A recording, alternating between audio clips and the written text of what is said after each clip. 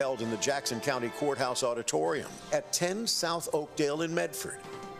This meeting is held every Wednesday morning at 9:30, as long as a quorum of 2 commissioners is available to conduct the business of Jackson County. Your Jackson County Commissioners broadcast this meeting over Rogue Valley Television, and it's available for streaming and review at jacksoncountyor.gov. Under the Government tab, under Recorded Meetings, click on RVTV Live Streaming. The types of business that occur at this meeting include public hearings, official voting on actions by the Board of Commissioners, presentations by departments of the county, and recognition of service that makes our county great. Agendas of the meetings are posted on the Commissioners' Bulletin Board and released on the county's website and through local media in the time required for public notice. Many of the conclusions on the business presented to the Board of Commissioners have been discussed in detail and prepared by the administrative office and staff prior to consideration at this meeting and the official vote. These prior discussions also have been properly noticed and the work done in a transparent manner. We encourage you to come and experience the process by attending any of these meetings or watch online at jacksoncountyor.gov. And now, your Jackson County Commissioners, Rick Dyer, Colleen Roberts, and Randy Sparacino, working for you.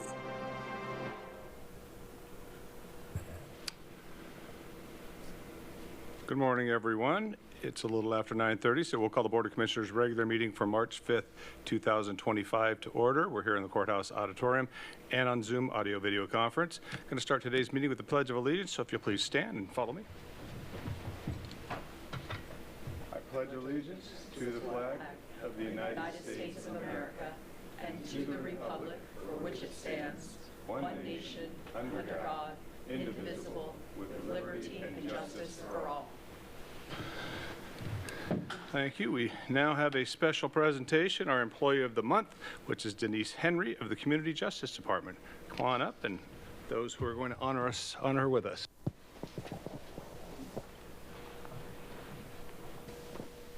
It is on. Thanks.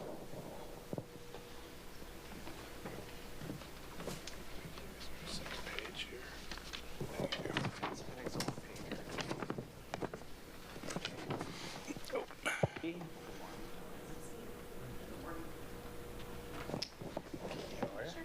Congratulations. Thank you very much. Okay.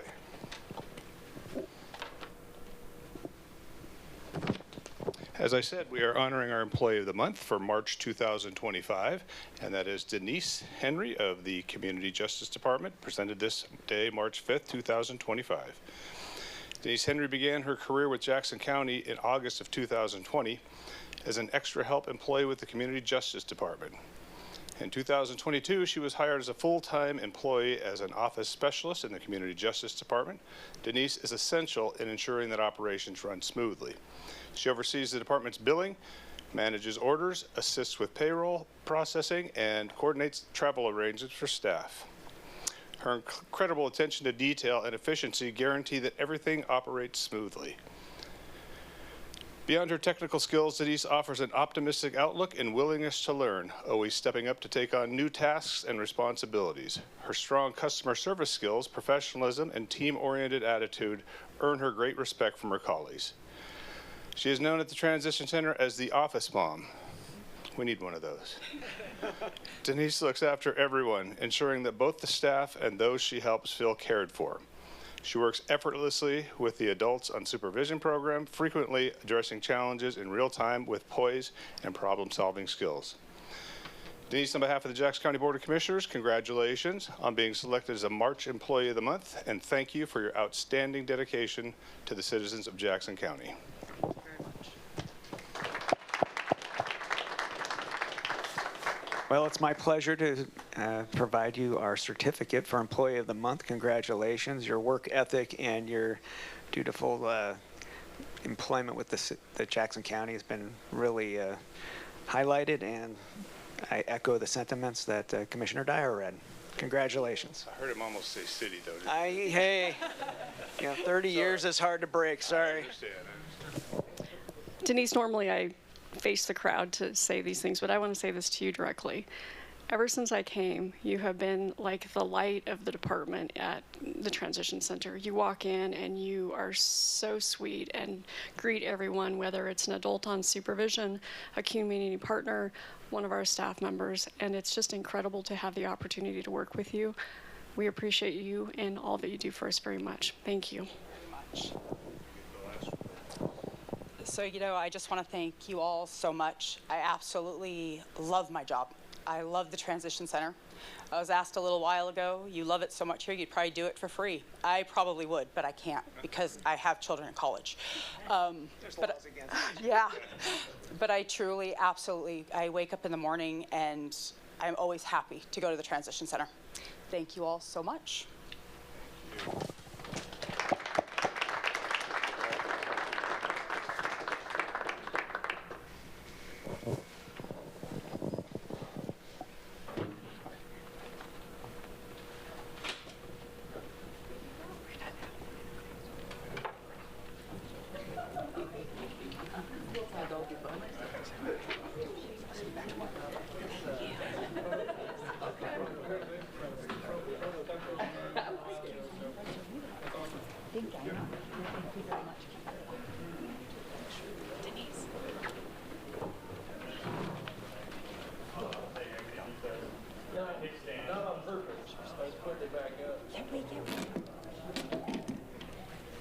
All right, we'll let the room clear a little here. Or a lot. Almost completely. Okay, the next item on our agenda is a request for and discussion of non-agenda items. We do have a 5-minute limit pursuant to the codified ordinances of Jackson County, section 213.06. Members of the public may address any item not on the agenda. However, pursuant to ORS 192.640, the Board of Commissioners is prohibited from discussing a principal subject that is not on the agenda. Therefore, the Board of Commissioners will listen to your concerns and may consider the matter you raise by asking staff to follow up on any questions or by placing the matter on the agenda for discussion at a future meeting. We do have one individual signed up today, and that's Ciel Alzado. Come on up and again, give your name and address for the record before speaking. Thank you. Yes, Ciel Alzado, 1001 Tyler Creek Road, Ashland, Oregon, 97520. Feeling a little lucky that everybody left. I was getting a little nervous. I'm in the middle of a dispute right now, and I'm not sure necessarily who to go to. There are quite a few people that have made disparaging comments about me around the community. I'm reluctant to talk about things personally in this forum. And that's why I'd like to talk about it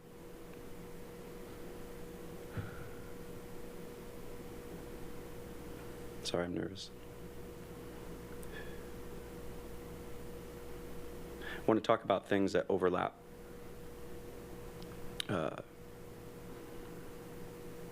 For our society.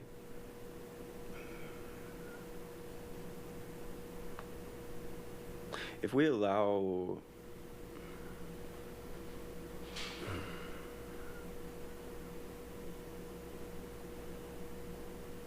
I'm a little upset. Went to court for the first time yesterday. And the result, dubious. The claims that were made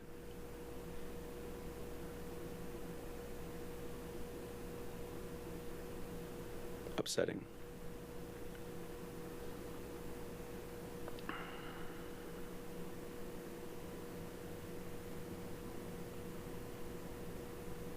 Not necessarily sure how to draw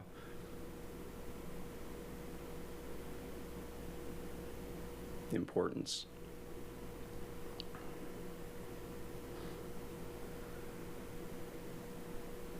To our community.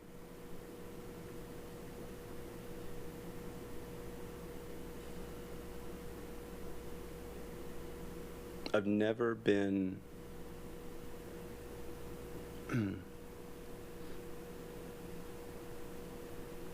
in the system.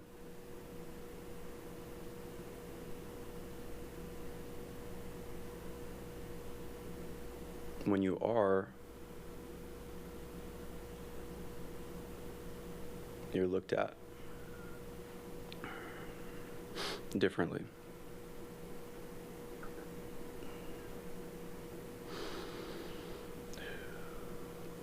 Maybe that's enough, you know, to be judged.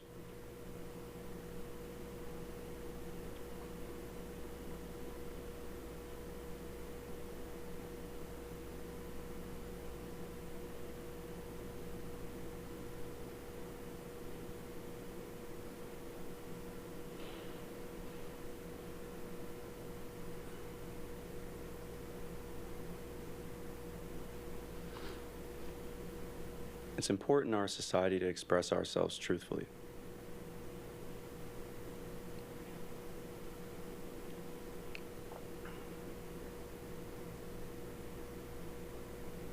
And what I noticed was that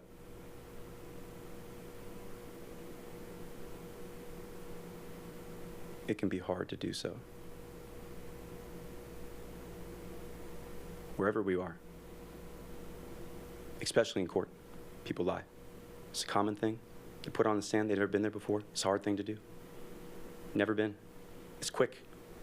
Like that. 60 seconds, 2 minutes, 3 minutes, it's over. You got something on you you've never had before. It's dangerous. We need to be able to resolve community disputes in a way that doesn't involve necessarily the legal system. It's strained. Right now, I can't get any legal support, and I need it. If someone lies under oath and they've never been there before and they're like 17, 18, 19, 20, 30, 40, 50, 90, there needs to be an avenue that they can find to be able to, you know, I don't know what laws there are. I don't know them. But like, all I know is there's a situation here that I'm involved in that is very delicate, and people were afraid and scared and said things they probably wouldn't have otherwise under duress. And that needs to be taken into consideration.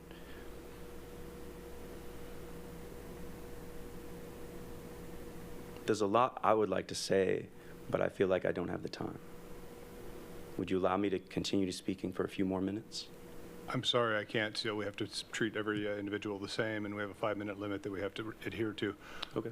You're welcome to come back next week, and I'd also advise you or recommend that you may use the law library. If you have legal questions, you could do some research on The elevator was broken for about a week, and then you can only use it for about 15 minutes, respectfully, for a computer. Yeah. That's not okay with me. Like, well, there needs to be a full library, and if the elevator's broken, that's a problem. Okay, and I didn't mean this to be a dialogue. It was just meant to be a recommendation. I apologize. But you're welcome to come back next week. And, well, respectfully, the woman that spoke after me last time, she spoke for 7.5 minutes because she was rude, and you guys let her speak.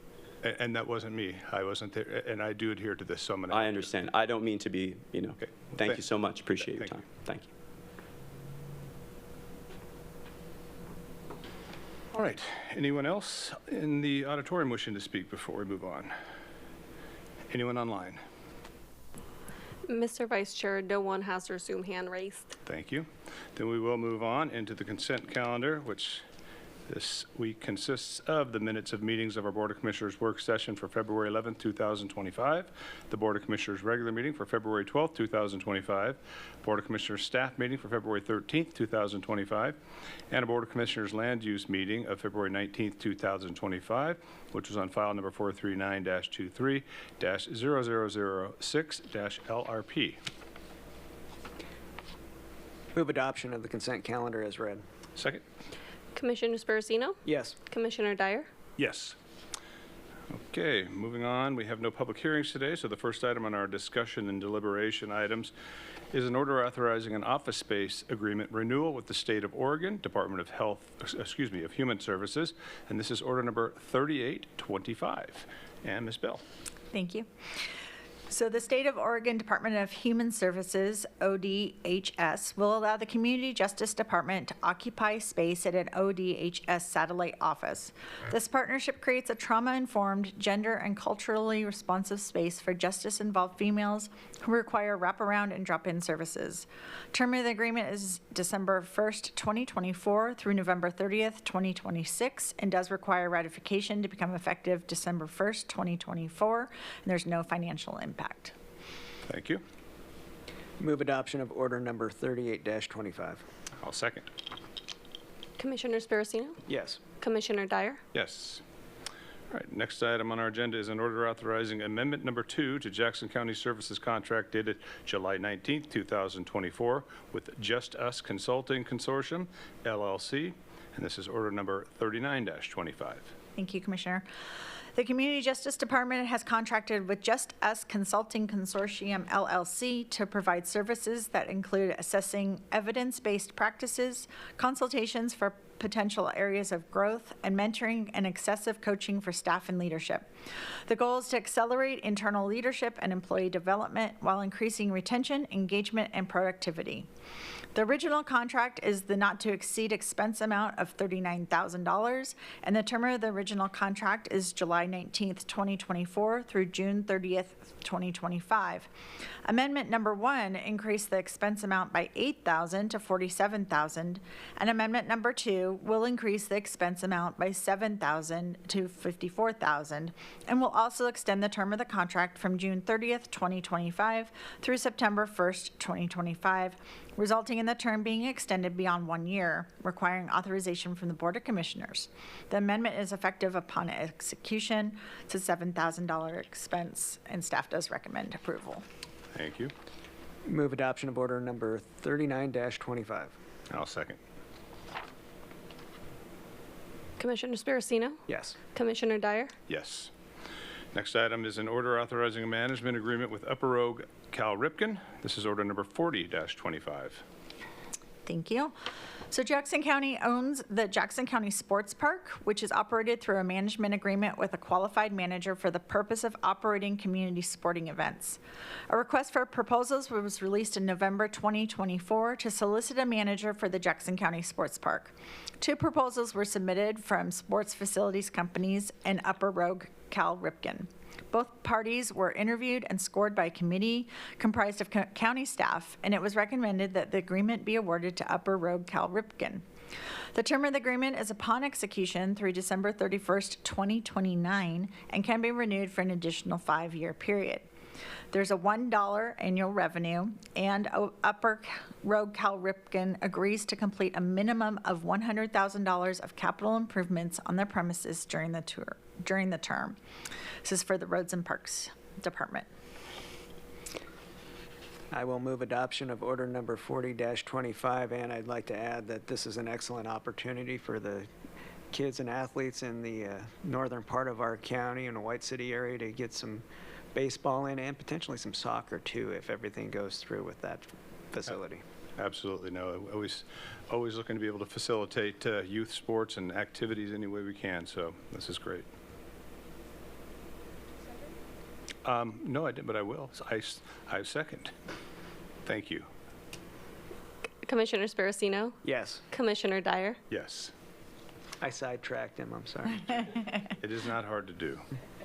All right, the last item on our agenda is an order authorizing amendment number 1 to purchase order under Oregon State contract dated July 30th, 2024 with Sutton's Tire and Chain, and this is order number 41-25. Thank you, Commissioner. Jackson County Motor Pool, under the Roads and Parks Department, needs new tires at various times throughout the year and require purchases in various amounts. Sutton's Tire and Chain is a local business that has offered to sell to the county Goodyear tires under a master agreement number 24155 and participating addendum number PO-10700-000356699. The original purchase order is in the not-to-exceed expense amount of $100,000 for the term of the purchase order, which is July 19th, 2024 through June 30th, 2025. Amendment number 1 will increase the expense amount by $30,000 to $130,000, requiring authorization by the Board of Commissioners. The term of the amendment is upon execution through June 30th of 2025. It is an expense of $30,000, and staff does recommend approval. I'll move adoption of order number 41-25. Second. Commissioner Sparacino? Yes. Commissioner Dyer? Yes. Thank you, and that does conclude our agenda, so we are adjourned.